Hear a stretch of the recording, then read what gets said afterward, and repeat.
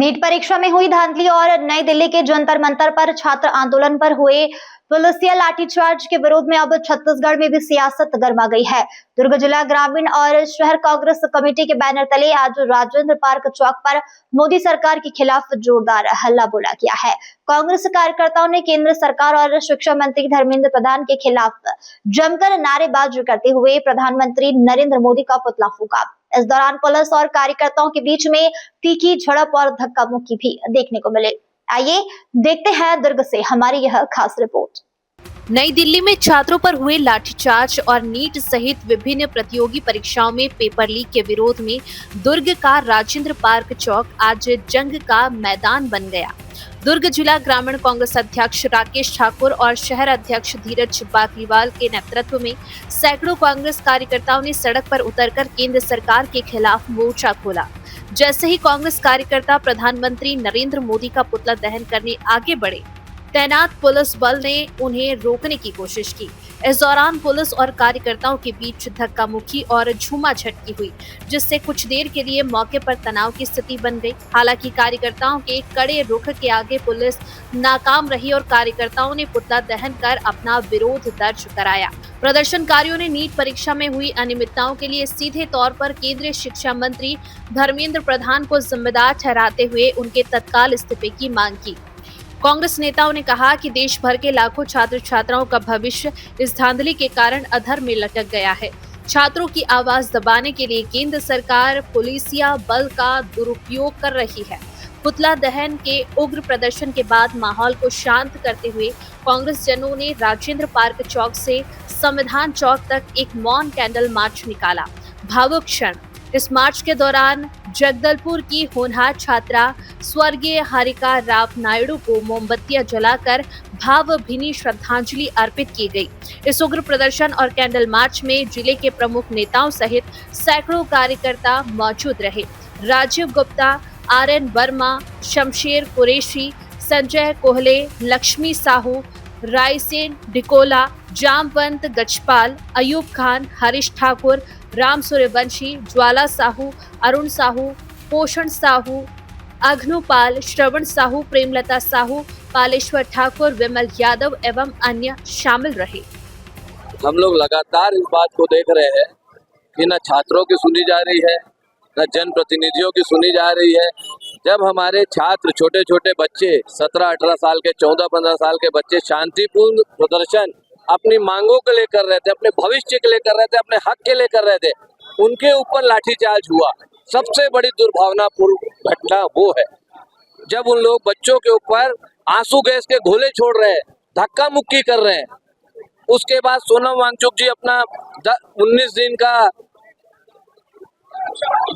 भूख हड़ताल किए, उनको भी बलपूर्वक उठा के अस्पताल में भर्ती किया गया उनकी इच्छा के बिना।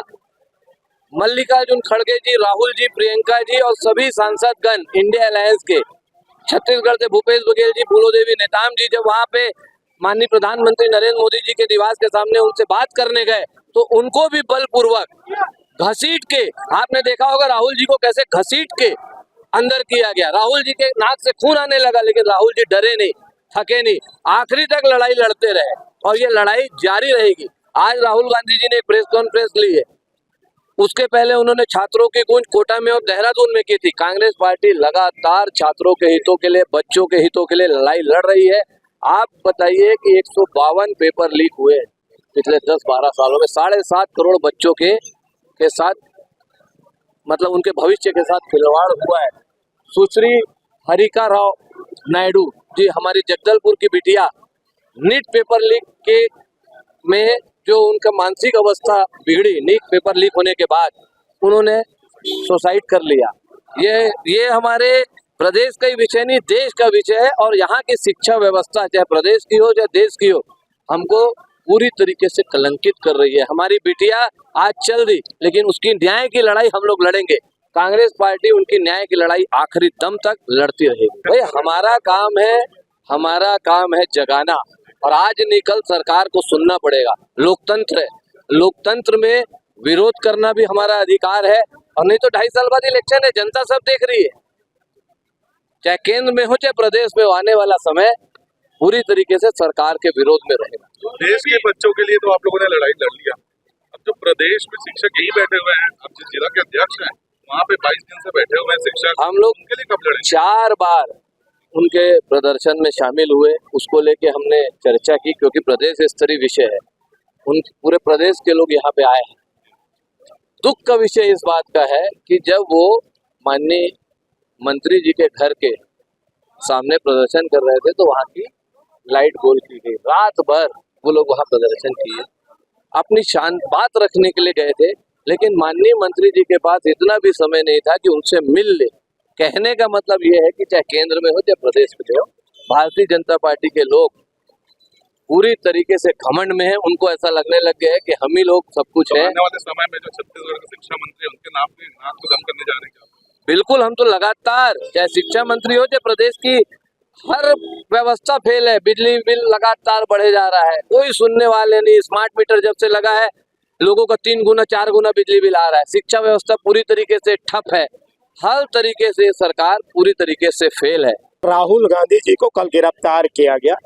राहुल गांधी जी छात्रों के सम्मान में जो छात्रों के साथ बर्बरता पूर्वक जो लाठीचार्ज 20 मार्च को जो हुआ, उसके लिए उन्हें प्रधानमंत्री आवास घेरने गए। प्रधानमंत्री आवास घेरने के लिए गए तो उनको गिरफ्तार कर लिया गया। न्याय देने के बदले, उन छात्रों को न्याय देने के बदले उनको गिरफ्तार कर लिया गया। छात्र इतने दिन से आंदोलन में है। 20 तारीख को उन्होंने पुलिस से परमिशन मांगा, शासन प्रशासन से परमिशन मांगा कि हम संसद मार्च करेंगे। उनको परमिशन भी नहीं दिया गया और शांतिपूर्वक जब वो संसद जा रहे थे तो बिना बिल्ला का, बिना नेम प्लेट के ऐसा कौन सा पुलिस है जो उनके ऊपर लाठीचार्ज किया। और लाठीचार्ज इतना किया कि एक लड़की तो वेंटिलेटर में है, हजारों के संख्या में वहां घायल हो गए। रो रो के लोग व्याकुल है। आज देश की स्थिति है, कितनी ज्यादा बेरोजगारी है देश में।